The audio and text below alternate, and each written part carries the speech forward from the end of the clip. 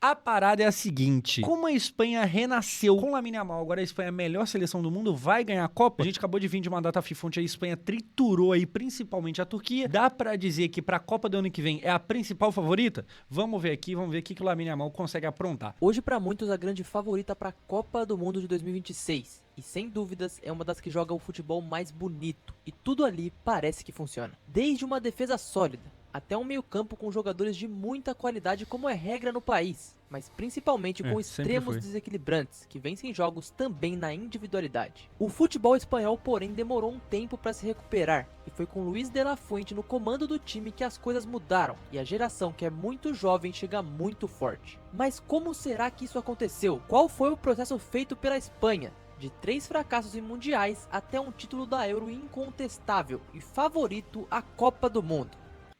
A Espanha é a prova de que o futebol, assim como tudo na vida, é cíclico. Porque durante muito tempo, sei lá, a Itália foi uma puta de uma seleção. Olha a quantidade de título de Copa.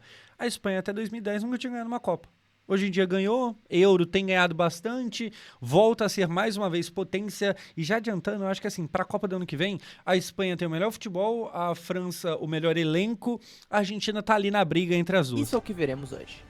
No top 3 eu acho que é isso. Olha, aproveitando a data FIFA, deixa eu falar da seleção que pra mim hoje é a que joga o melhor futebol. A Espanha. E sim, eu sei que isso ainda não significa nada pensando em Copa porque ainda falta um ano, mas nessa história existe de tudo. Momentos horríveis, transições táticas, surgimento de grandes jogadores e por isso pra gente contar nossa história a gente tem que voltar 15 anos no passado. Ainda antes da seleção propriamente dita, precisamos falar de Pep Guardiola e seu Barcelona, que com o tic-tac revolucionou o futebol espanhol e foi muito relevante pensando em como a seleção jogava. No Barcelona, aquele estilo de jogo, além de dominar os times adversários no campo de ataque, eram muito bons defensivamente, já que permitiam pouco. E a espinha dorsal daquele timaço eram os mesmos do meio-campo espanhol. Xavi e Iniesta, dois gênios da história do esporte, estavam no seu auge físico e técnico. E se a seleção não marcasse tantos gols, isso não significava nada. Xavi e Iniesta. Olha esse meio campo, tá ligado? Só jogador fraco. Já que a superioridade no meio campo e na posse de bola resolviam. E se a gente for falar da timeline entre o auge do Barcelona e o auge da seleção espanhola, é meio que junto, os dois se aproximam. Em 2008, ao comando de Luis Aragonês, a Espanha leva a Euro após 44 anos. E pela primeira vez fica em primeiro lugar no ranking da FIFA. A geração era vista como a que teria maior chance de levar a primeira Copa do país. Eles são basicamente a geração belga que deu certo, tá ligado? Por outro lado, na La Liga, o Barcelona fazia história. Guardiola, que tinha acabado de chegar já em 2009, faz um time absurdo. O que, claro, ajudou a seleção também. E em 2010 isso se provou. Com a saída de Aragonês, quem chegou foi Vicente Del Bosque para o comando Grande Filipão europeu da seleção nacional. E após uma derrota na fase de grupos da Copa, foi passando e eliminou a Alemanha na semifinal. Até que pra grande decisão, quem viria era a Holanda. E você esperava um jogão, né? Pode ser, mas foi uma pancadaria absurda. Na boa, o que teve de porrada nesse jogo é inacreditável. Pra muitos, o jogo mais ainda tinha Busquets. Pois é, só meio campista fraco, é só horroroso. violento da história das Copas. Foi um negócio de Fábricas. O jogo permaneceu 0 a 0 até que encerrou com um gol de Iniesta na prorrogação, que não marcava só o primeiro título mundial da Espanha, mas era o marco de algo ainda maior. Esses anos de 2010 são o de grande dominância desse estilo de futebol, em que a Espanha era a grande precursora. Inclusive, dá pra dizer que se tivesse o Messi ia ser praticamente como se fosse o Barcelona, porque o time herdava muitas heranças táticas dos culés. Apesar da Copa ser o maior atestado de grandeza de uma seleção, pra mim a Espanha joga um futebol ainda melhor depois, em 2012. Na Eurocopa um show, o time na final bate a Itália por 4 a 0 em uma seleção que dominava o campo em todas as suas áreas. O poder de seu meio campo era Busquets, Xavi, Fábricas, Iniesta, Davi Silva. Pô, que isso, inacreditável. Pô, assim, a gente tem 5 meio-campistas aqui, completamente bizarro o nível. tão dominante que nem Não, e essa zaga aqui também, Sérgio Ramos e Piqué. É que no final da carreira o Piqué já tava bem mais devagar, mas isso aqui no auge, meu Deus do era céu. necessário ter pontas e nem centroavante, o que desequilibrava eram outros jogadores. Lembre disso. Mesmo assim, depois disso a decadência começou. Ainda era favorita, tá? Mas depois dessa Euro, a geração começou a se envelhecer. Depois tomou 3 a 0 pro Brasil do Neymar na Copa das Confederações e nunca mais vai. E assim, a Espanha já não era mais a mesma e o futebol também. O time de Del Bosque se viu superado pelo Brasil na final da Copa das Confederações de 2000. Nossa, Deus do céu. Esse jogo é a definição de ilusão. Iludir. Isso aqui é iludir. Nossa, eu não consigo pensar em um jogo que define melhor sabe, você fica iludido pra Copa do que isso aqui. Isso aqui na época, meu Deus do céu. Imagina, gente, sei lá, a atual campeã da Copa é a Argentina, agora. Imagina que a gente pega em algum campeonato, a gente Brasil, e mete 3-0 na Argentina. Pô, a gente chega pra Copa de 26 como se isso acontecesse? Ia chegar confiante. E foi 3-0 com o jogador expulso, que a expulsão ou era expulsão ou era gol. Ou seja, poderia ter sido 4. Nossa, Deus do céu. Um Neymar, que era um craque surgindo e tal, e jogando muita bola. Muito. Nossa, que ilusão na época, Jesus amado. 2013. E na Copa de 14, um desastre. Goleado pela Holanda, da qual tinha vencido a final 4 anos antes, e a queda veio na fase de grupos. Aquele time que era dado como impressionante agora precisaria de uma transição. Ok, mas qual que é a relação desse momento com o momento de hoje? Simples, vamos pensar nesse estilo de jogo espanhol, porque nesse momento ele estagna numa parada de posse de bola de um jeito que não funcionava. Primeiro que o ciclo da Copa de 2018 foi iniciado ainda por Vicente Del Bosque, treinador que havia sido campeão, mas depois perdido a mão. O que continua acontecendo com a queda na Euro, que aconteceu logo nas oitavas contra a Itália. Parte dos jogadores de 2010 já não estavam mais em seu auge e a transição precisava começar, mas ainda não teria um rumo, tanto em como interpretar uma Os caras perderam o Iniesta, perderam, sabe, galera pela idade e tal. Aí surgiu o Rodri lá. Caraca, que assim, gente, eu falo pra caramba, tá? O Rodri ninguém gosta, antipático pra caramba, mas você já viu o Rodri jogando bola? Tá ligado? É um absurdo. É uma loucura. filosofia de jogo quanto nas peças. Del Bosque também. Pedri. Pedri. Pô, vai ser sortudo assim no Que isso, viado? Como é que pode, tá ligado? Pedri. Que Também isso? após um Não vou nem falar de ataque com Yamal e tal. Vamos só focar aqui no meio campista. Pô, que isso? longo período foi demitido do cargo e se aposentou. E quem O Gavi foi importante durante um tempo pra eles. Na Copa de 22, o Gavi tinha um papel ali mais protagonista. chegou pra substituir foi Lopetegui, que acabou nem chegando na Copa. O treinador ainda somente 2 dias do Mundial abandona o cargo para fechar com o Real Madrid. Ou seja, as chances caíam ainda mais em uma geração em decadência e um modelo de jogo também. Um ciclo totalmente atípico. Chegando pro Mundial, a fase de grupos em si foi mediana e passando pras oitavas pegaria a Rússia, a dona da casa. Nessas oitavas foram 74% de posse de bola, mas que pouco agregava. E ó, aqui eu vou dar minha opinião, mas eu acredito que seja de todo mundo. Esse time da Espanha na Copa de 18 era melhor que ficasse fora, porque era muito chato de ver jogar. E bom, foi isso que aconteceu. A Rússia se classificou e pensando no novo ciclo, agora um cara bom, Luiz Henrique. E adivinha qual que era o problema Aqui eles deram azar. dele? Exatamente, o time não agredia tanto. Hoje é totalmente diferente, o Luiz Henrique montou um time inacreditável no PSG, mas a gente tem que lembrar que nesse momento as coisas eram diferentes. Porque esse entre copas foi durante o momento em que a filha dele passou por problemas Esse é o azar. e faleceu, então tiveram várias mudanças no comando. O que de forma totalmente compreensível e justa fizeram com que o ciclo não fosse o Depois ele até sai e tal da seleção, mas você imagina a cabeça do peão com a sua filha, tipo, extremamente doente. Sua filha de, tipo, 5 anos. Pô, não tem como, tá ligado? Se a gente fala que o Paquetá teve a carreira atrapalhada por causa da cabeça preocupada com a aposta, imagina sua filha pra morrer. Deve ser uma loucura. poderia ser se essa tragédia não tivesse acontecido. Na Eurocopa, Luiz Henrique até ensaiou mudanças chocantes. Tirou o Sérgio Ramos da convocação e uma lista de jogadores diferentes, mas que não adiantou nada. A equipe se classifica em segundo e cai na semifinal para a Itália. Que é a cara do Luiz Henrique meter o louco e tirar jogador independente do nome, né? O Luiz Henrique meio que faz o Neymar ralar do PSG, aí você fala, tá, agora deu, né? Não vai fazer mais nenhuma loucura. Aí ele ganha Champions e faz o Donnarumma rachar, meter o pé, vazar, pode ir Que embora. acabou sendo a campeã. Mas em futebol, os espanhóis, mesmo chegando longe, não empolgavam. Mas pessoal, pera aí, porque assim, tá na hora de falar da Flash Score, tu já tem no seu celular? Eu tenho aqui no meu e pra você que não sabe, é o melhor aplicativo de estatística. Você já me viu falando isso, mas realmente é muito bom. Baixando de graça, você vai ter todos os placares ao vivo, vai ficar sabendo de tudo que tá rolando, vai ser avisado quando tiver acontecendo os jogos que você quer ser avisado que tá acontecendo. Peraí que acabou o ar, porque é muita coisa pra falar. Enfim, usando a Flash Score, você consegue ver a nota de cada jogador em cada jogo. Então, pô, será que o jogador que você acha que foi bem, será que a nota dele naquele jogo também tá boa? Você tem como conferir isso lá, tanto pra futebol europeu, quanto aqui pro Brasil, pro seu time, seja ele qual for, tá ligado? Tudo quanto é campeonato mais relevante tem. Brasileirão, Libertadores, Copa do Brasil, tem como você acompanhar tudo de pertinho com a Flash Score de graça. E aí, tá, mas como é que eu faço pra baixar? Primeiro link aqui da descrição, é só você clicar lá, não tem que pagar nada, é completamente gratuito. Clica, baixa, começa a usar, porque eu já uso aqui, demorou? Então use você aí também. Já na Copa 22, queda para Marrocos, de novo nas qualificatórias uma Essa sobrancelha do Rodri eu não entendi até hoje. Parece que ele raspou a sobrancelha. Queda em teoria para uma zebra, e aquela Copa da Espanha em si foi muito ruim. Uma boa estreia contra a Costa Rica com uma goleada, mas depois só ladeira abaixo, incluindo um resultado ruim contra o Japão. E a Espanha trouxe novamente um futebol totalmente pragmático, o time não sabia criar jogadas, e pra você ver, o Rodri era zagueiro naquele time. De novo, em um jogo decisivo, teria acima dos 70% de posse de bola, e de novo, não produziria quase nada. O que mostra que o problema estrutural desse time já vinha de tempos. Então vamos lá, em 14 uma geração em decadência, em 18 e 22 uma seleção impossível de assistir. O que precisaria ser feito era alguma mudança. Foi aí que Luiz Henrique saiu do cargo e o escolhido para substituí-lo foi outro Luiz, o De La Fuente. Que já estava na base, foi vice-campeão de Olimpíada contra o Brasil nosso.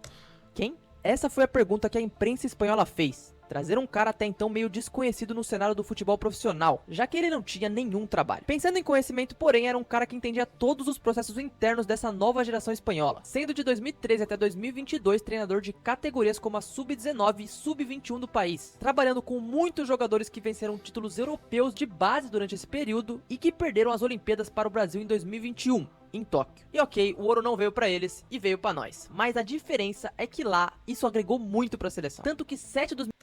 E a gente saiu de campeão, né, olímpico, ouro, pra nem classificado pra Olimpíada. Obrigado, Ramon Menezes. Tá trabalhando bem demais, chefe. Nossa, Deus, grande gestão. Medalhistas estavam na Euro de 2024, um número impressionante de jogadores que já eram importantes. E pra mim, essa entrada dos jovens no elenco de cima é um dos maiores méritos do De La Fuente, sem dúvidas. E eu tô aqui tentando lembrar de 2021 quais jogadores do Brasil que conseguiram chegar e hoje são importantes na principal. Talvez o Richarlison, o Matheus Cunha, o Bruno Guimarães? É, o Malcom desandou. É. Menos nomes. Mas voltando, como foi a chegada do De La Fuente? Como foi a primeira convocação? Logo de início já trouxe muitas mudanças, e sua primeira convocatória veio com 15 novidades, uma lista um tanto quanto diferente. Na estreia, vitória contra a Noruega, mas no jogo seguinte uma derrota para a Escócia, o que fez muito criticado. Mesmo assim, na próxima data FIFA, o primeiro título. Vence a Nations League passando pela Itália na semifinal e contra a Croácia nos pênaltis na final. Esse título é sim menor, mas provam que as coisas estão começando a dar certo. Rodri, inclusive, disse que aquele título foi uma vitória mental para aquele elenco, e que em estilo de jogo a Espanha defendia como a Itália e atacava como o Brasil. Cara, tem uns títulos menores assim que fazem muita diferença. Por exemplo, a Copa América da Argentina 1 ano antes da Copa, tá ligado? Aquele título, é claro que, né, a Copa América, por ser a Copa América, vale muito mais do que a Nations, porque o equivalente à Copa América seria a Euro, mas, cara, eu acho que o impacto daquela Copa América na Argentina foi muito maior do que o valor do título em si. Tá ligado? A confiança que aquilo gerou, nossa, valeu muito mais do que a Copa América. O estilo do time aqui começa a chegar em uma transição, ainda sem as peças específicas, mas tendo uma posse de bola mais agressiva, e foi exatamente isso que o Rodri quis dizer na sua entrevista. Mas se você pensa que a partir daqui tudo são... Ainda mais ganhando do Brasil, no Brasil. Tem isso também. Flores... Não, não é não. Acontece o... É bem verdade. Nossa, teve isso aqui. É bem verdade que assim, o esquema tático deles naquele dia era ver o Neymar passando e... Plau, arrebentar o Neymar na porrada. Mas deu certo. Caso Rubiales. Uma crise imensa na Federação Espanhola, após um caso horrível que aconteceu na seleção feminina. No país, a saída do presidente Rubiales era uma coisa inquestionável. O problema foi que o treinador foi visto aplaudindo o presidente. A imprensa espanhola entendeu aquilo como uma mensagem de apoio, e aconteceu uma pressão muito grande para que De La Fuente caísse, o que no final acabou ficando como um mal entendido, e as explicações do treinador foram aceitas. O caso Rubiales foi um problema gigantesco na Espanha, e o caso que aconteceu em 2023 só veio acabar agora em 2025, quando ele foi condenado pelo beijo forçado que deu na jogadora. O presidente inicialmente... Condenado ao quê? Acabar agora em... Ex-presidente da Federação de Futebol Espanhola foi considerado culpado de agressão.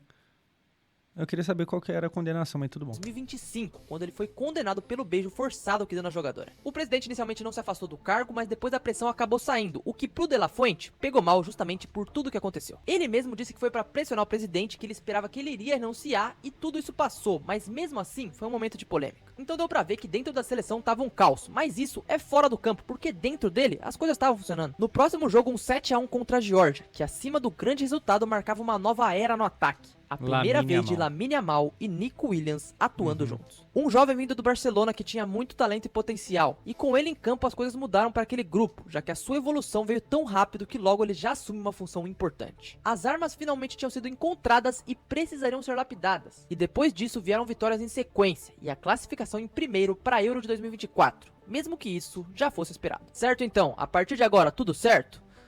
Não.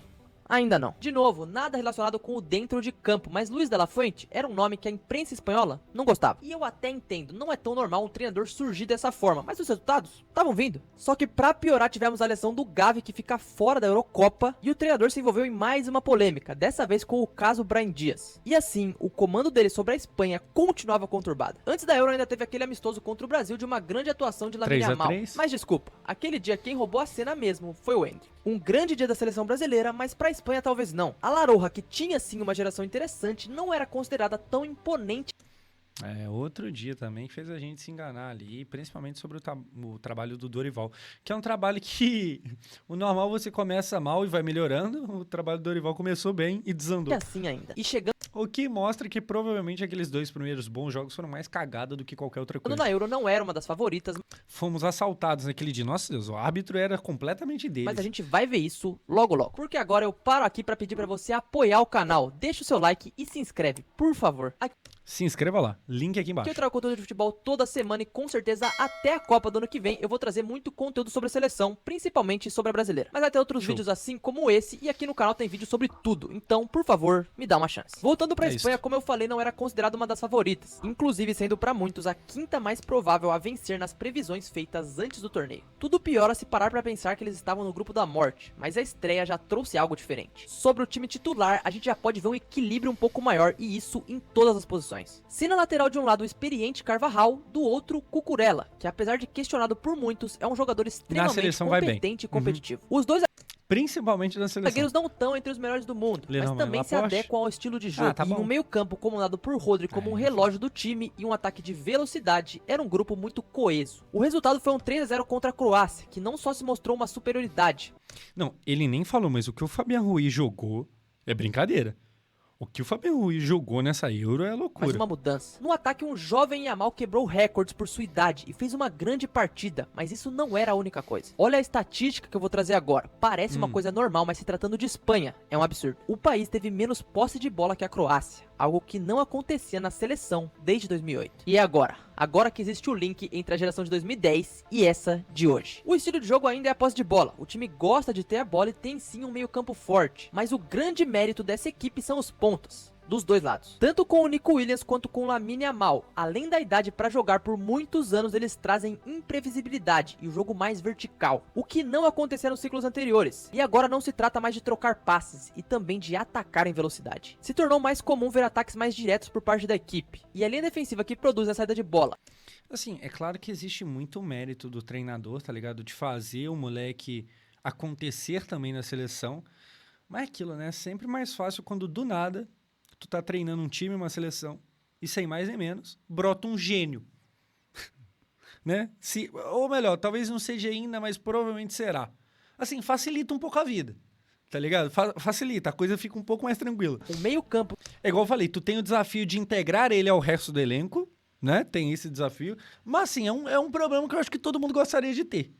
Eu imagino. consegue transferir a bola para os dois lados em poucos toques. Ainda com dois atacantes de muito 1 contra 1, tornavam a equipe mais perigosa. E que não O Mano falou que a Espanha nunca foi de produzir grandes pontas. Cara, na verdade, 2010 era quase... Pô, a gente não é muito chegado à ideia de ter atacante. Era quase isso, porque todo mundo tinha lá bem estipulado. Pô, o nosso centroavante é esse aqui. Eles tinham o David Villa, né, que já não fazia exatamente centroavância mesmo, porque jogava naquele Barcelona lá e tal, pá. Então, era um time, mano, de todo mundo. Tipo assim, sei lá, o Verratti nunca jogaria na Espanha. Pra resumir a conversa. Nunca jogaria na Espanha. Tá ligado? O atacante clássico nunca jogaria na Espanha. necessariamente precisaria ter a bola a todo momento. Mesmo que, na maioria das Eu sei que eles tiveram Morata e tal, mas assim, a Espanha de 2010, nunca. vezes sim, porque a Espanha só esteve atrás em posse de bola nessa Euro, mais uma vez. Continuando na fase de grupo, a Espanha vence a Itália e a Albânia por 1-0 e se classifica com Os mano até estão falando, pô, o Villa chegou a jogar de ponta no Zaragoza, no Valência. Sim, mas é justamente essa parada de fluidez. pô, tu flui de uma posição pra outra sem ser exatamente preso em nenhuma, tá ligado? 100% de aproveitamento e o futebol apresentado foi bom. A partir daqui, aquela que já não era mais favorita se tornou. Principalmente pelo fator bola jogada, não tô falando de individualidades. Talvez o que mais se aproximou foi a Alemanha, mas mesmo assim, a Espanha tava forte. Nas oitavas, vitória contra a Geórgia, em jogo que Nico Williams foi muito bem. E nas quartas veio a anfitriã, em uma partida que seria muito difícil já de início. Tudo piora com a lesão de Pedri, mas Dani Olmo, que entra no lugar dele, fez uma grande atuação. Faz o gol e a Espanha sofre um empate no final, mas na prorrogação Merino elimina os donos da casa, e o confronto entre os dois melhores times da primeira fase terminou com vitória dos espanhóis. Nas semis veio a vitória contra a França, golaço do Yamal que foi eleito o grande gol do torneio, e o adversário final seria a Inglaterra. Rabiot tá caçando ele até agora. E você sabe o resultado, né? Final contra a Inglaterra, Harry Kane do outro lado. É óbvio que a Espanha venceria. E foi assim que Não, o futebol tá voltando pra casa, vai da Inglaterra. Você é louco? o título veio. 12 anos depois, a seleção espanhola voltava a vencer a Euro, e os problemas do passado já não assombravam mais. O estilo de jogo mudou. Um cara como o Rodri no meio campo traz um equilíbrio absurdo pro time. A defesa é sólida. E ofensivamente é uma bomba, tendo jogadores pra jogar por muitos e muitos anos. É uma boa bomba, né? A gente fala que é uma bomba quando é ruim. Pros carros é uma bomba, é uma bosta, tá ligado? Esse Peugeot 206. E mesmo perdendo jogadores por lesão, Desculpa, donos de Peugeot 206, tá ligado? Nada contra. Meus mano mecânico até como é o gostam. caso de Rodri e Carvajal, o time conseguiu se reinventar e continua forte. Não é um time dependente de algumas peças. E esse é o grande momento, mas tenho que dizer que esse time ainda dá pra evoluir. Principalmente pelo Yamal, que tá cada vez maior, mas também esportivamente ninguém tá muito próximo da Espanha. Na Nations esse ano, nas semis, apesar do resultado, a equipe foi superior à França de novo, abrindo um placar largo, mesmo que deixando chegar depois. E na final, mesmo com o título, Portugal ainda continua sendo um time inferior. E também pode ser considerado uma das Sim. favoritas pra Copa. A geração é muito boa, assim como a dos espanhóis, e tem o triunfo do Cristiano Ronaldo na frente, que tem uma estrela que é outra parada. Só que qual que é a conclusão que a gente pode ter desse time do Luiz de la Fuente? Qual que é o principal? Pra mim é simples. Apesar de um modelo inicial e um estilo de jogo que evoluiu, a mudança e a juventude foram os principais fatores. Pensa comigo. Você é um treinador criticado, mas quando chega implementa um jeito novo. Respeita sim o passado e as suas heranças táticas, mas se adapta ao Cara, é aquilo, né? Eles trataram de forma muito cuidada o ciclo de Copa, que é justamente o contrário do que a CBF fez. A CBF termina ali o ciclo de 22 com o Tite sai e tal, como já estava estipulado. Tá, quem que vai substituir o Tite? Ah, deixa o Ramon Menezes inteirinho, deixa lá. Aí vai lá, o Ramon pede pra, sei lá, Senegal, alguma coisa assim. Pede pra uma seleção bem nada a ver. Inclusive, o Ramon convoca Rony Rústico para a seleção brasileira. Enfim, aí depois, beleza, quem que é o técnico? Não, vamos deixar o Diniz, ó que ideia genial. O Diniz vai ser na mesma hora técnico do Fluminense e da seleção, os dois ao mesmo tempo. Genial. Aí não dá certo. Aí a gente vai atrás de quem? Dorival tá na crista da onda, ganhou a Copa do Brasil com São Paulo. Dorival Júnior. Aí vamos pra Copa América com Dorival. Ruim. Nossa, o Brasil não joga nada. Meu Deus do céu. O Vinícius Júnior joga um jogo bem, o resto tudo desandado. Neymar machucado mais uma vez e tal. Aí, em cima da hora, Ancelotti. Em cima da hora. que você tem em mãos. Fora isso, De La Fuente não Tipo assim, o Ancelotti ele veio como bombeiro, tá ligado? Tem um fogo, tem um incêndio rolando, mano. Vai lá e vê o que dá pra fazer. É isso, a Copa tá aí, tá ligado? Vai lá e vê o que dá pra fazer. teve medo de usar os jovens. Talvez se fosse no Brasil, o Yamal nunca começaria um jogo com 16 anos. Isso é uma coisa que ele teve muita coragem. E tem outros nomes nessa. Hoje o palco Barcelona. Ó, com 18, o pessoal não queria convocar o Neymar em 2010. Tamo junto, Dunga. Genial. Porra, bizarro. É um nome frequente na seleção e é outro que é muito jovem. E tem outros grandes jogadores que surgiram, como é o caso de Huijsen, que até já está no Real Madrid. Mas tem outro ponto que temos que perceber também, que é o Barcelona. O Real Madrid é sim o maior clube da Espanha e do mundo, mas o clube que reflete a seleção espanhola é o Barça. Com os inúmeros jogadores da La Masia e outros jogadores jovens que surgiram, a seleção se tornou mais forte. Com o Pedri em crescimento no Barça, O mano falou, o último técnico bom da seleção que deu alegria foi o Filipão em 2002. Aí se você for considerar que a alegria é só, tipo, técnico bom é só quando ganha a Copa. Aí é meio, eu acho injusto, tá ligado? Pô, eu acho o trabalho do Tite bom. É genial? Não é genial. Mas o Tite ganha de uma Copa América, sem o Neymar, inclusive. Ganha. Faz 2 eliminatórias, uma melhor do que a outra. Eu acho que, porra, prova de que o trabalho do Tite em eliminatória era bom é que, mano, eu acho que se convocasse eu pra goleiro, o Brasil ia pra Copa mesmo assim. De tão pouco que o Alisson tinha que trabalhar na época do Tite. Tá ligado? Mano, sei lá, esse pá que a família do Alisson economizou no sabão Omo, porque ele não devia nem lavar roupa. O Alisson não fazia nada. O Alisson era convocado pra ficar parado, tá ligado? Então eu acho que ele fez um bom trabalho. Dito isso, quando pegava europeu em Copa, é foda. Mas assim, eu acho que, por exemplo, para ser bem justo, eu falo isso direto, eu sempre defendi o Tite nessa. Porque o senso comum vai atacar, vai falar que é uma bosta. Não ganhou Copa, não tá bom. Mas, pô, o jogo contra a Bélgica, a gente jogou bem. A gente toma lá os 2 gols e depois passa o jogo todo tentando ali, sendo superior. Então a gente não toma 2 gols e fica tomando sacode atrás. Não, a gente vai pra cima e aí consegue fazer um e quase consegue segundo. Mas é que o Courtois é um desgraçado. E aí, pô, 2022 a gente... Não é que a gente consegue correr atrás, a gente é muito melhor. Pô, a gente é muito melhor que a Croácia. Só tava difícil pra fazer o gol, o Neymar vai lá e quebra essa dificuldade, faz um gol meio que genial. Porra, acho que dá pra chamar assim. Aí faltava 4 minutos, você tá ligado. Quem ganha é a Espanha. E a mesma coisa vale pro Yamal, que fez o que fez na temporada passada, e tudo isso dá ainda mais casca pra ele ser um jogador mais desequilibrante pelo seu país. Só que com Real e Barça, adivinha quem foi o time que mais cedeu jogadores pra Euro de 2024? Se você disse Real Sociedad, você acertou, mas eu duvido que você tenha falado isso. É um time pequeno, Eu nem falei nada, eu fiquei calado. não tá nos grandes jogos do ano, mas tem jogadores que rendem. Olha o Oyarzabal, por exemplo, a estrela que esse cara tem e como ele pode ser importante. Mas olha, não é como se a Espanha estivesse tão longe dos outros times. Vamos fazer uma comparação do momento atual. O quão melhor pode ser a Espanha. Olhando a França, os jogadores Eu acho a França o elenco melhor. Acho que a Espanha tá mais encaixada, mas o elenco da França, Jesus amor. continuam sendo muito bons e tem uma variedade de opções maior. Só que não apresenta um futebol tão vistoso e até perdeu recentemente. Inglaterra tá em transição com A Inglaterra, pode ser que chegue na Copa e ganha, vai saber, tá ligado? Uma hora tem que ganhar. Relógio parado acerta a hora 2 vezes por dia.